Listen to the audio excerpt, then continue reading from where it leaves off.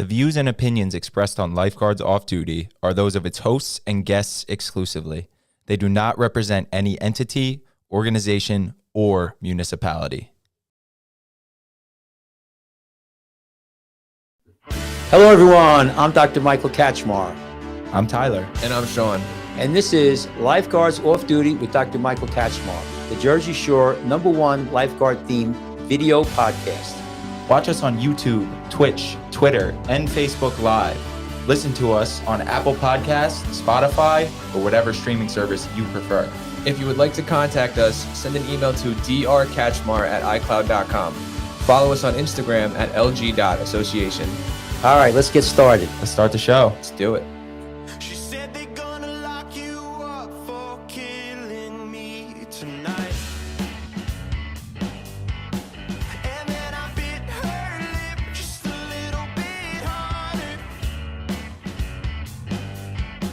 Well, I was so sure it wasn't real.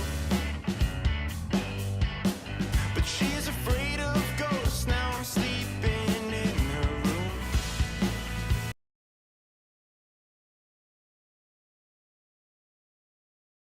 We're Hello. live on podcast right now. I'll call you later. Say hi to our fans. All right, we'll talk later, Blake. I love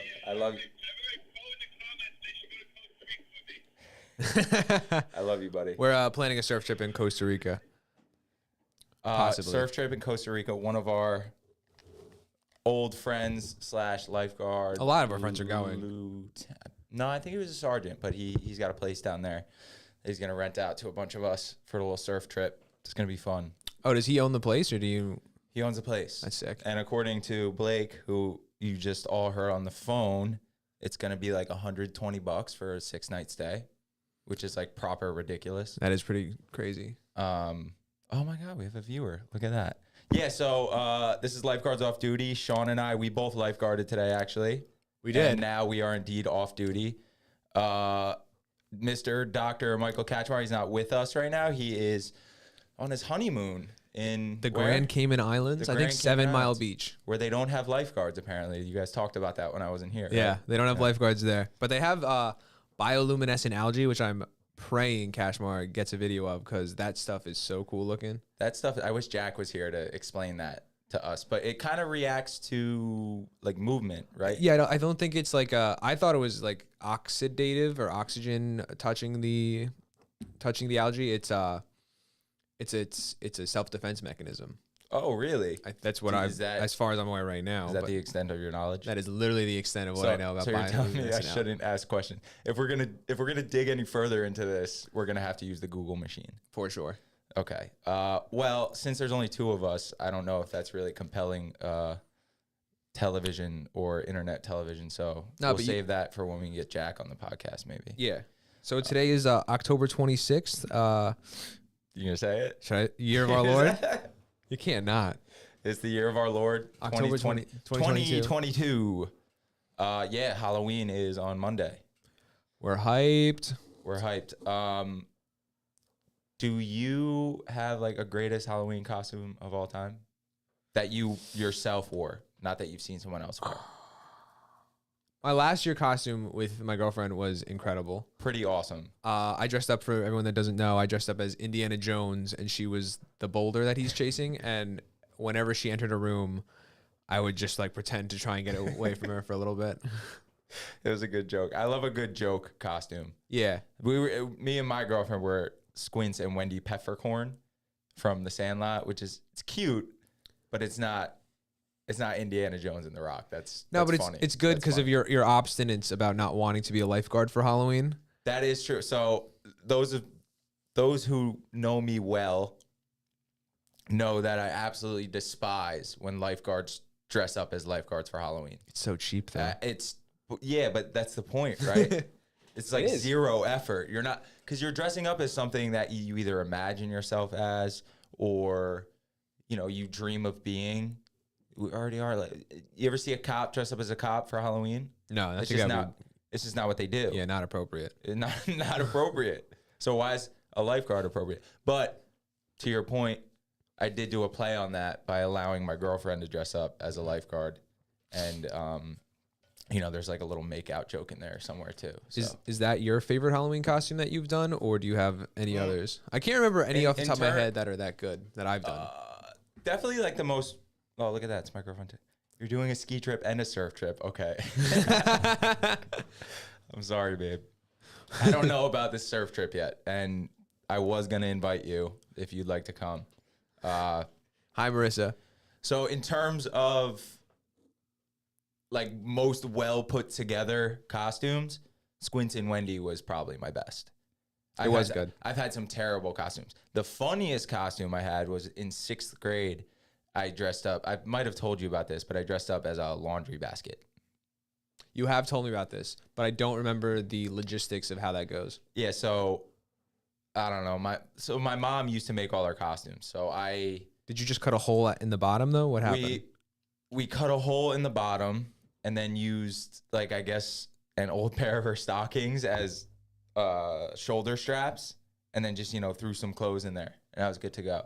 And it was awesome because all day I walked around with my books in the basket, and everyone was like, "That's so cool. Carry my books."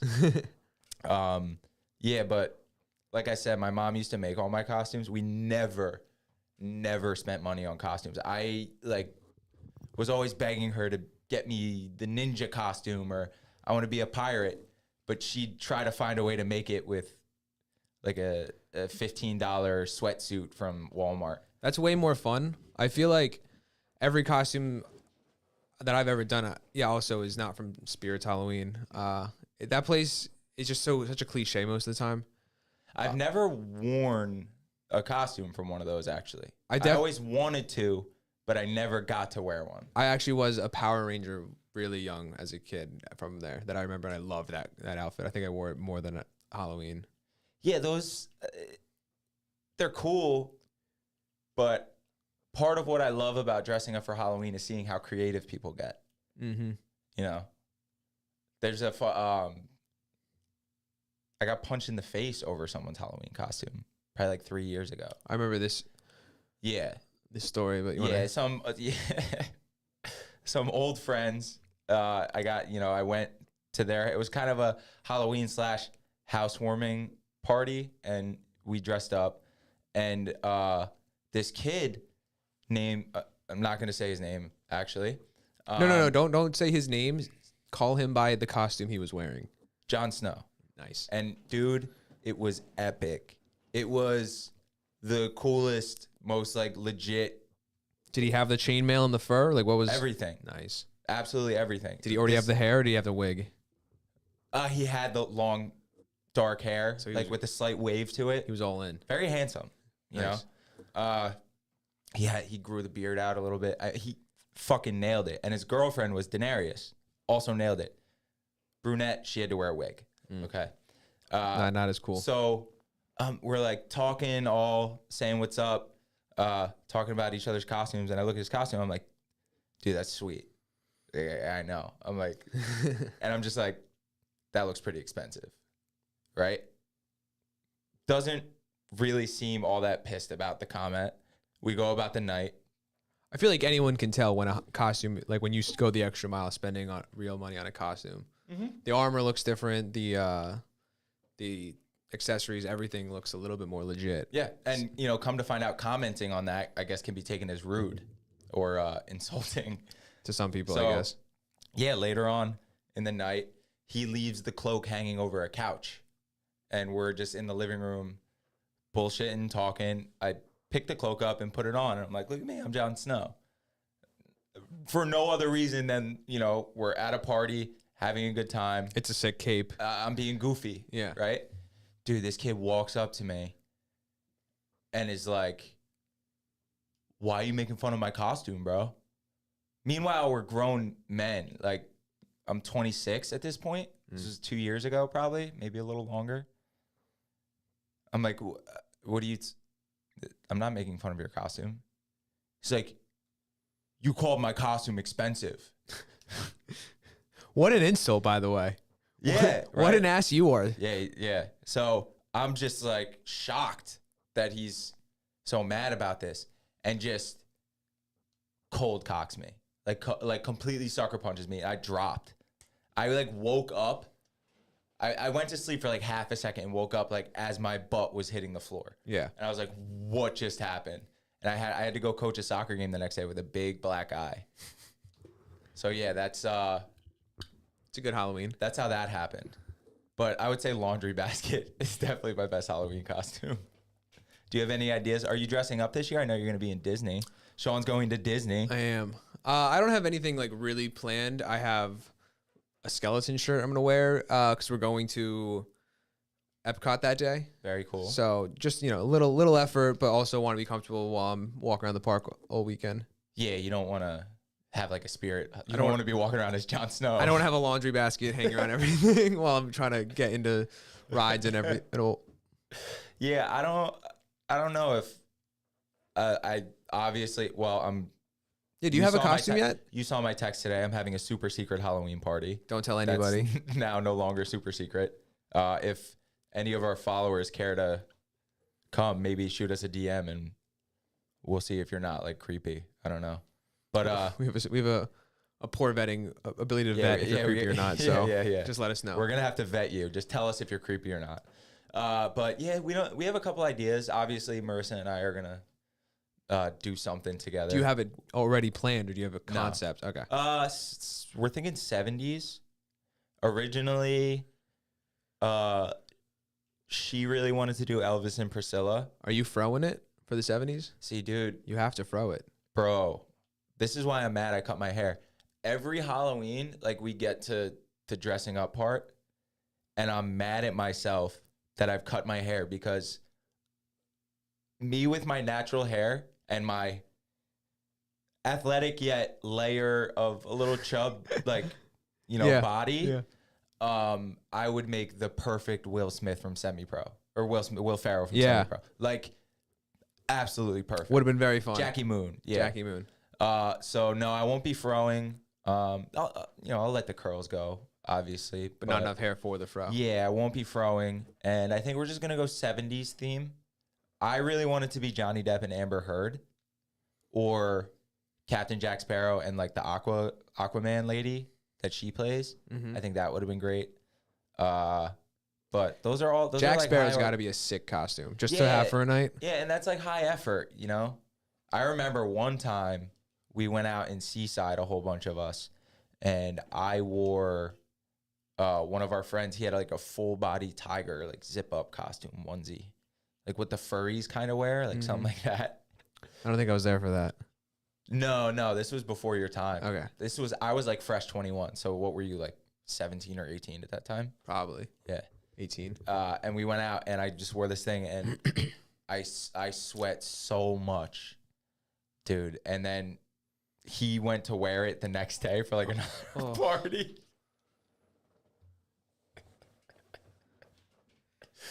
And you've seen me sweat on the soccer field. You know how. We all know how much you sweat, Ty. You know how I get down. So yeah, that was another one. But yeah, Halloween's great, man. I'm excited for it. I don't know. I think we're just gonna go. I like 70s. Austin Powers would be sick. It's a concept. Austin Powers would be cool. I think we're gonna see.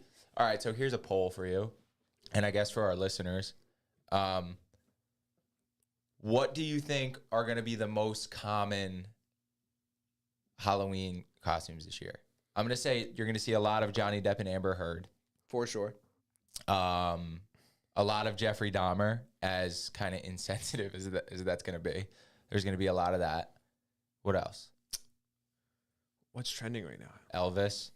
Yeah, Elvis. I didn't even see that movie. Did you see it? Yeah, good movie. Sad, such a sad story. Yeah, bro. peanut butter and bananas, man. So I kind of have the idea. He was abused by the manager. He was for sure taken advantage of. But yeah, dude, he like just a tragic life. It's interesting though because you see in the movie, he was it's not like he was writing every song he was singing. Not at all. So in a big sense, like I don't even think he wrote Hound Dog or Jailhouse Rock. No, and in a big sense, not only was he the first rock and roll star, like he was the first pop star. Yeah. Because think of how many pop stars, like You think Justin Bieber wrote every song on his albums? No. So there was that, and he did get.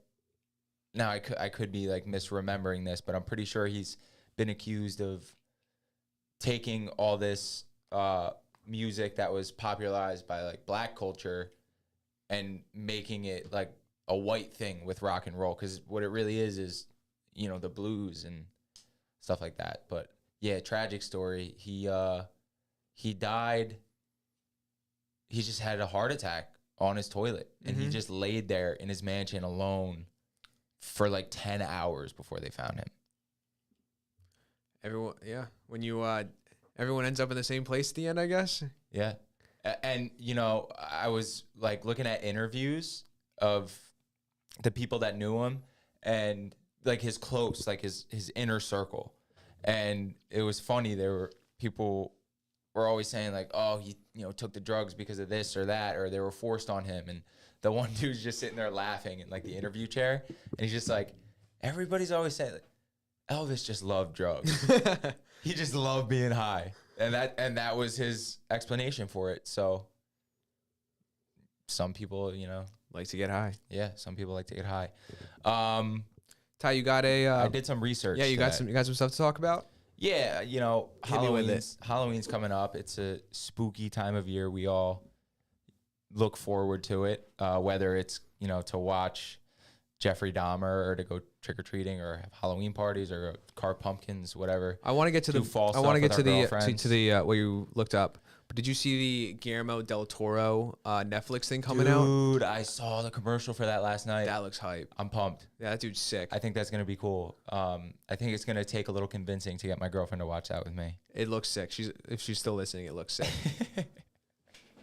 I love stuff like that. I love scary movies. Do you have a favorite scary movie? I'm not big on scary movies at all. There's a lot of bad ones. I saw the last one that really freaked me out that I saw was Hostel, which is my friend recommended it. It's produced by Tarantino, and it's just all about a group of friends go on vacation and are picked off or abducted by this group that sells them to be tortured by rich people. It's horrible. Whoa. That's a little too real. Oh yeah, no, it felt like are there people that rich and that gross Absolutely. that would do something like that? That's like the whole movie. What that's about. Do you think there's people that rich and that gross that would do stuff like that? I could see it. Why not? Right?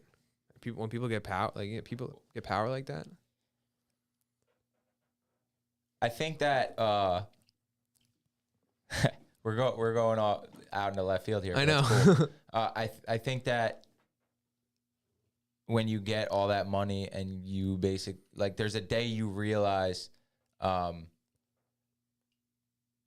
this can only buy me really so much experience that's going to satisfy me. So those uber rich people might start seeking out more extreme experiences in any direction. I feel that. Or they're just all like really good, philanthropic people that just help. That's the less likely Hopefully answer, though. All right, Ty, what did you look up? What do you got for me? Like I said, it's Halloween, so I looked up just a few stories about ghost ships and things of that nature. Are we getting into the Davy Jones stuff?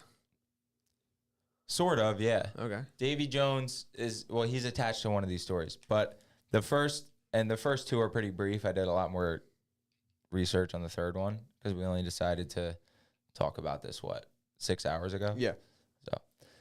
So the first one is the Octavius, and the Octavius. Okay, guys, I'm gonna be honest. I'm just reading off my phone for this one.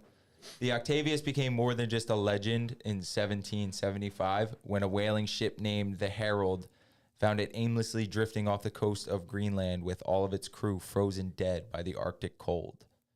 To add to the spooky environment, the ship's captain was found sitting at his desk with a logbook in front of him and finishing a log entry from 1762. This could mean that the Octavius had been floating for 13 years and completed its passage to the Atlantic while returning to England from the Orient via the Northwest Passage as a ghost ship. So this ship was, at some point, people died on it? Is what? Because how was their captain in the... Exactly. So what it's like...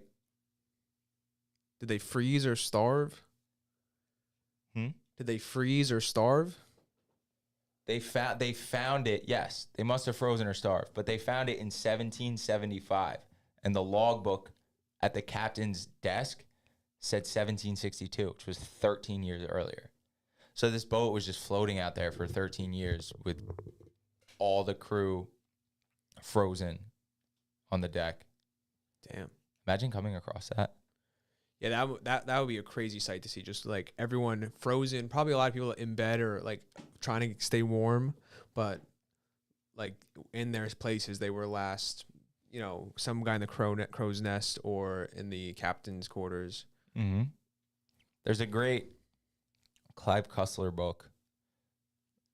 It's a Dirk Pitt novel. I love those. Where that is one of the main.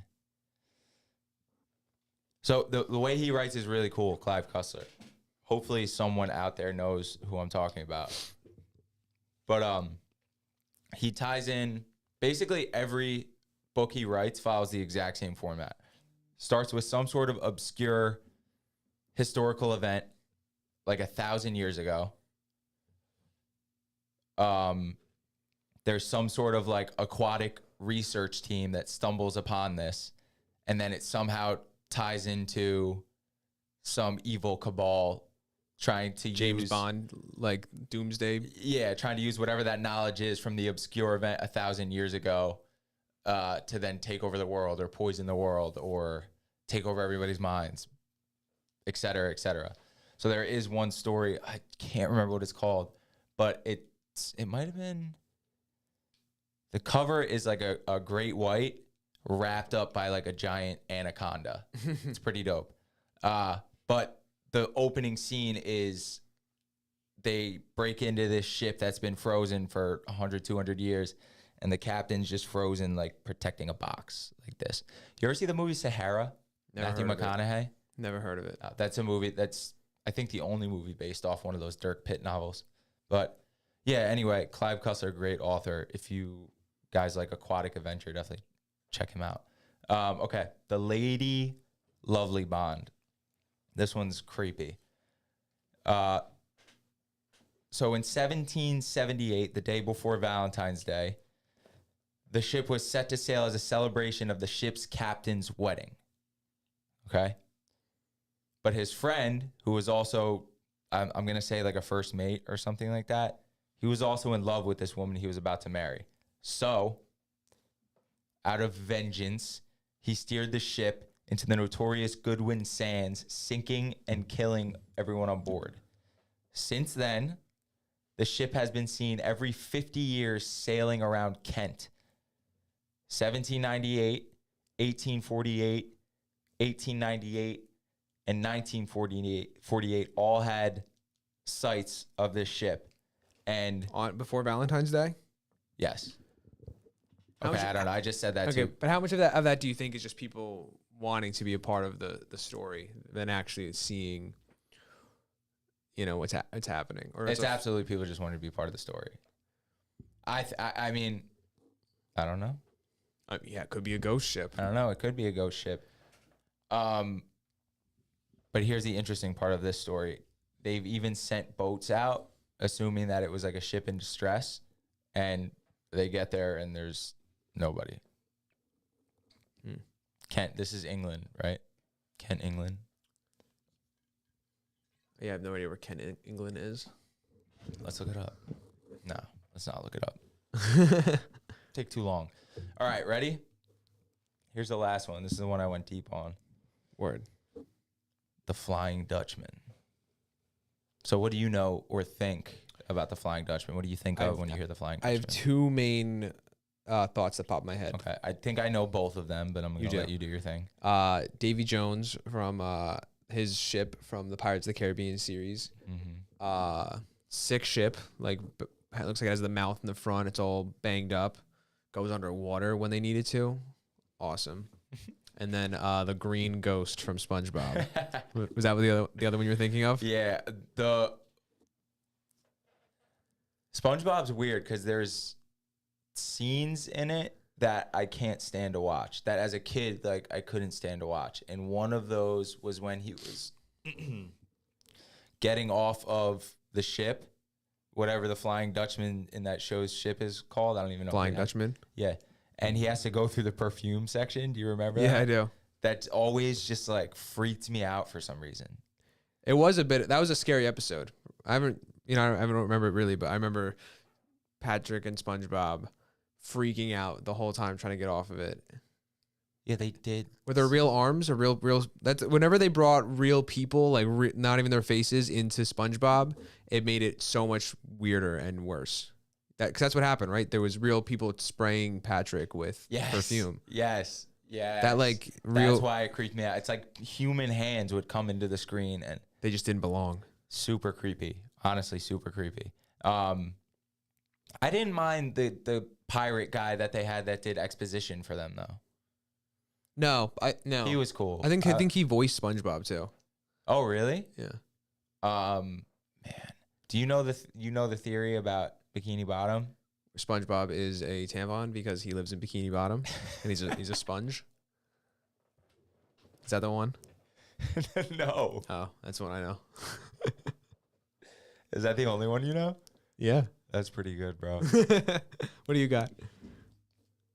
Dude, I've watched a lot of SpongeBob conspiracy theory videos. Are you did you just I've make heard that up? No, I've heard that it's also like was supposed to be a Family Guy-esque adult comedy at one point. Oh, you can definitely see that. Yeah. Especially in the early episodes. Yeah, and that the writers they're writing for adults in a lot of cases. My uncle loves that show. SpongeBob? Yeah. You know Uncle Mark. Oh yeah. And he actually I almost asked him to come with me tonight to do the show. We were talking about it. For some reason SpongeBob came up and he goes, "Man, I love that show." And I'm like, "You're kidding, right?" He's like, "No, when my sons used to watch it, I would sit there and laugh my ass off because there's a lot of good stuff in SpongeBob." But one of the theories is that there's this place called Bikini Knoll, I believe. Oh yeah, and I think you said it on the show. Oh, it was a nuclear testing site, and the writer was basically like, "I wonder what the fish would look like down there. I wonder," They were just all talking, standing. Exactly. So, yeah, that's our SpongeBob conspiracy theories. Okay, so the Flying Dutchman. Mm-hmm. We all have heard of it. Like you said, there's those two uses of it. It's pretty much a mainstay in kind of nautical, like creepy lore. It originated in the 17th century. There's a whole bunch of stories surrounding it. Some stories will refer to the ship itself as the Flying Dutchman. Others will refer to the captain as the Dutchman. The real Flying Dutchman could have been a 17th century Dutch East India Company merchant ship, like a trading vessel, going between, I guess, India and China, and then around the Horn of Africa and up back to the Netherlands. The captain that gets named is a guy named Hendricks van der Decken. What a name. Hendricks van der Decken. Van der Dicken? Van der Dicken? Van der Dick? Van der Dick? There's like not really any biographical information that I could find, so I don't know if he's some sort of folk figure or a real captain, real explorer, maybe just a placeholder for this story. Mm-hmm. And another kind of just, I guess, mostly just historical fact to go along with the story, but I wouldn't say it's important to the story at all, but it's a good fact, is during the 17th century is when the Dutch pretty much owned the seas. Their merchant, what do they call that, fleet, was bigger than France, England, Spain, Portugal, and their German states all combined. They were like the superpowered. Yeah, they ran shit. They were like, you know, the Spanish Armada. When was that? Like 1800s. If you really think about it, yeah, Spain had a time when they ruled the sea. England had a time when they ruled the sea. Now America rules the seas. Fuck yeah, America. So the story, and this is according to a May 1821 edition of Blackwood's Edinburgh magazine, goes a little bit like this. This is what they wrote. She was an Amsterdam vessel and sailed from port 70 years ago. Her master's name was Van der Decken. He was a staunch seaman and would have his own way in spite of the devil. For all that, never a sailor under him had reason to complain. Though, how it is on board with them, nobody knows. The story is this, that in doubling the Cape of Good Hope, they were a long day trying to weather the Table Bay, so they came up on a storm. However, the wind headed them and went against them more and more, and Van der Decken walked the deck, swearing at the wind. Just after sunset, a vessel spoke him, asking if he did not mean to go into the bay that night. Van der Decken replied, "May I be eternally damned if I do, though I should beat about here till the day of judgment. And to be sure, he never did go into that bay. For it is believed that he continues to beat about in these seas still, and will do so long enough. This vessel is never seen but with foul weather along with her." There are other accounts which push this voyage that this Blackwood's Edinburgh magazine talks about to 1641.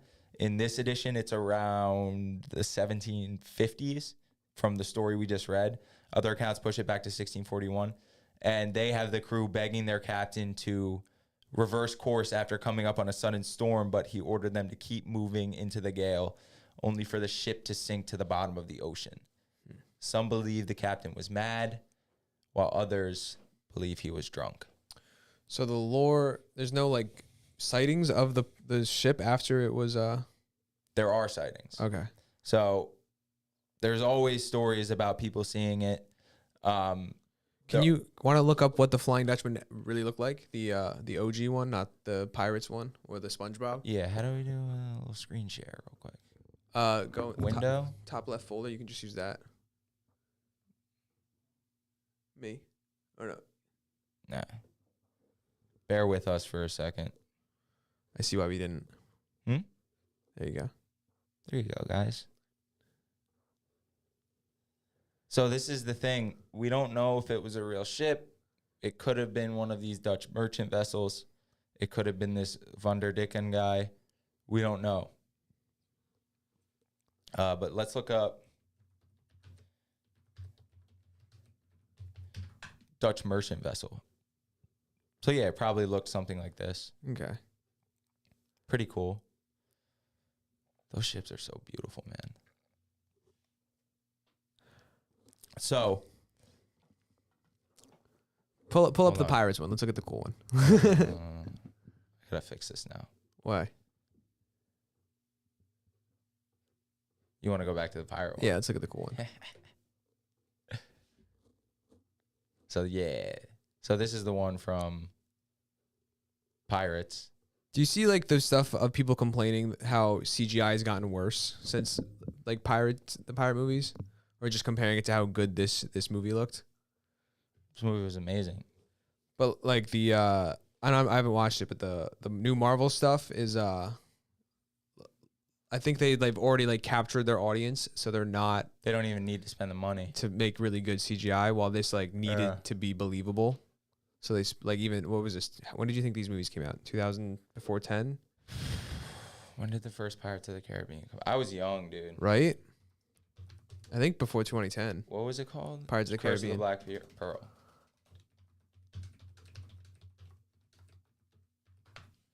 Curse of the Black Pearl, 2003. Wow. So the last one had to come out in 2010. I was 9.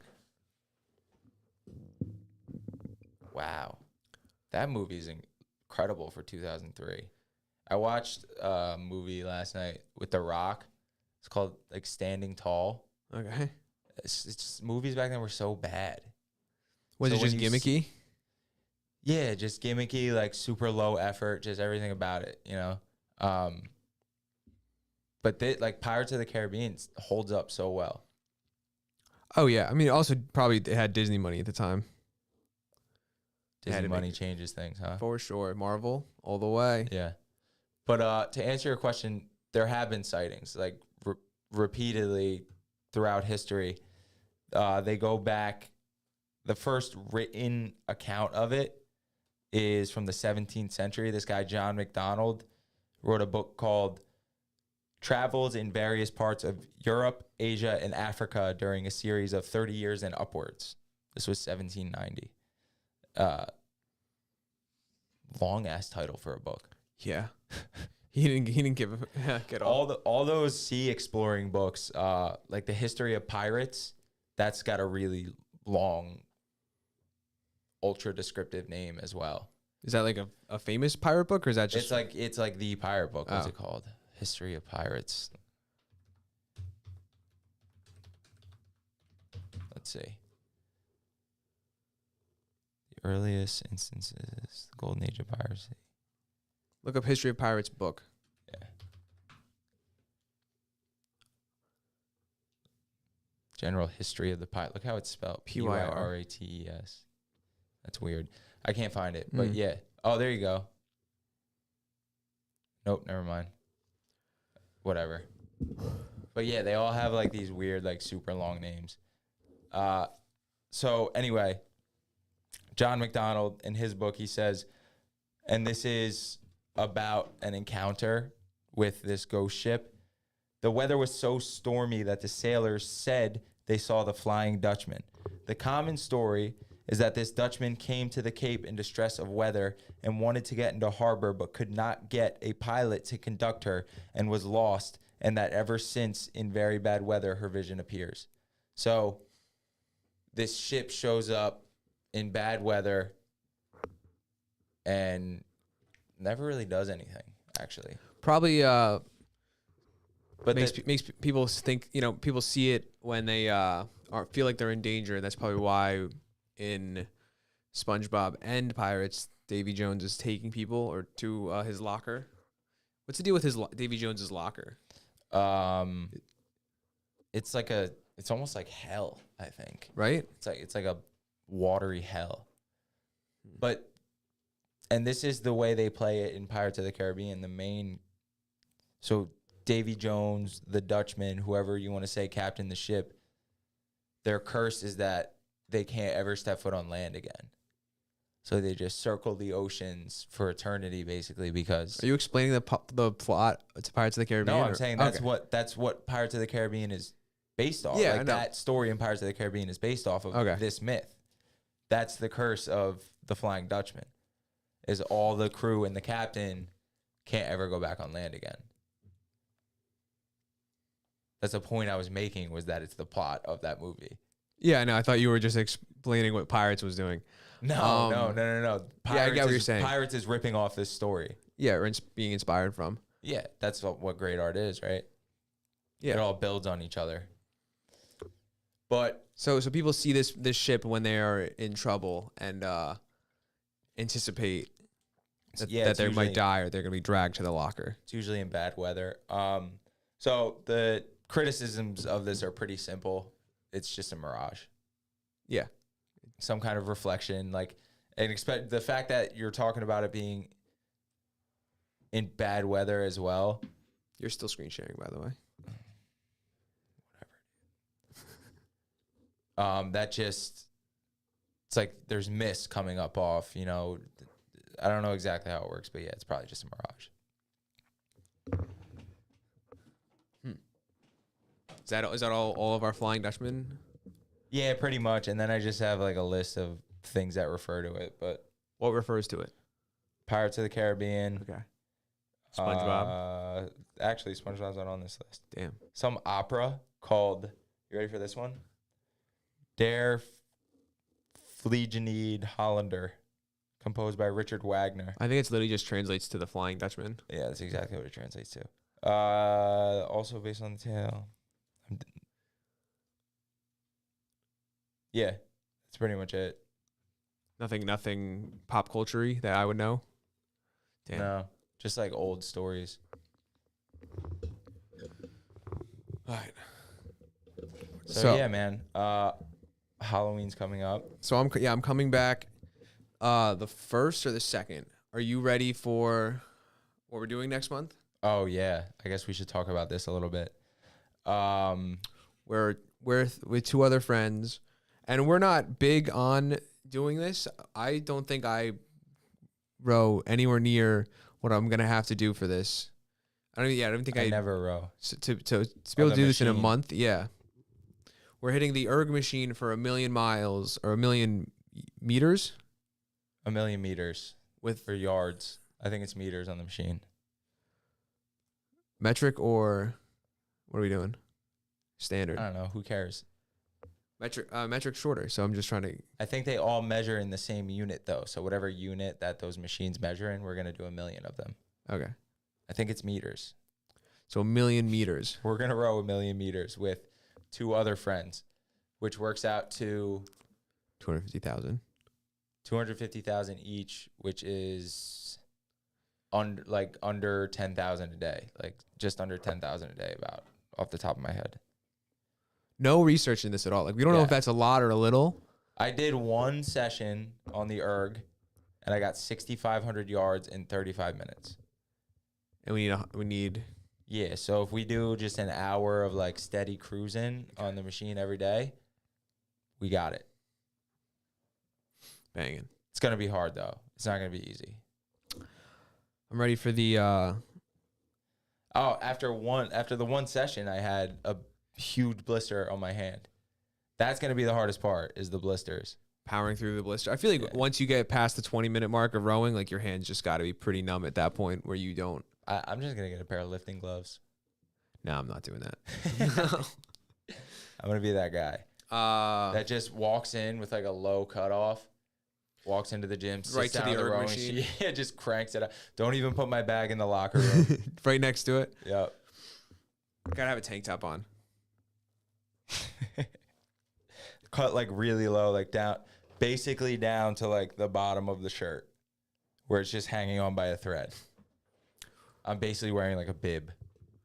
See how many miles or how many minutes average like rowing is for on the erg machine. I know. I don't know how to make this smaller. How many minutes average? Average pace of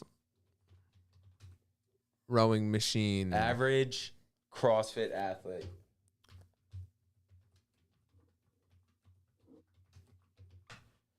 Average CrossFit athlete rowing pace. As for the stroke rate for a 2-kilometer row, most varsity rollers hold between 32 and 35 strokes per minute on the erg. So 2 kilometers is... A novice rower should consider holding a stroke rate of 28 strokes per minute. So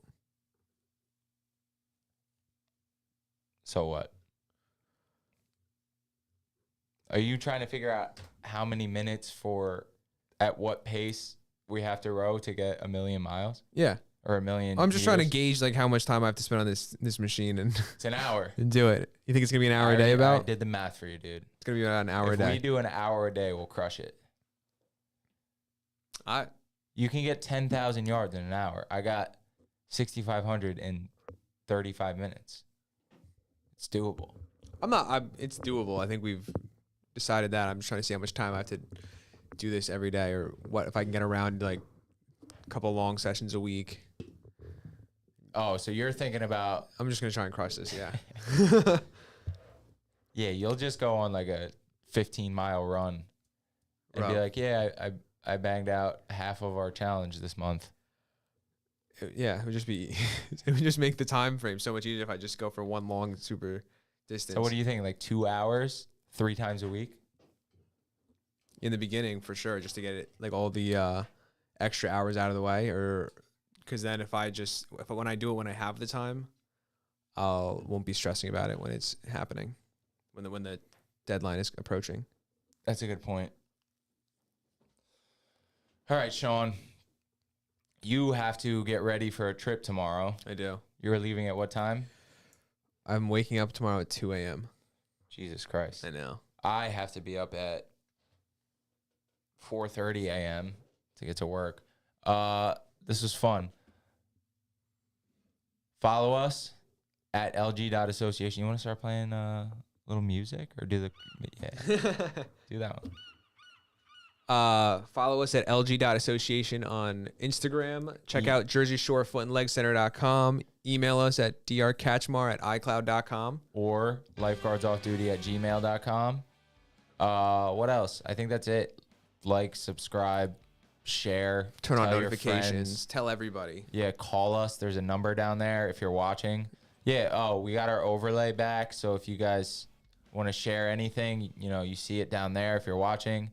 And yeah, stay out and stay alive. Nice. Stay out and stay alive. Have a good one, guys. See you. Thank you for watching or listening. We truly, truly appreciate it.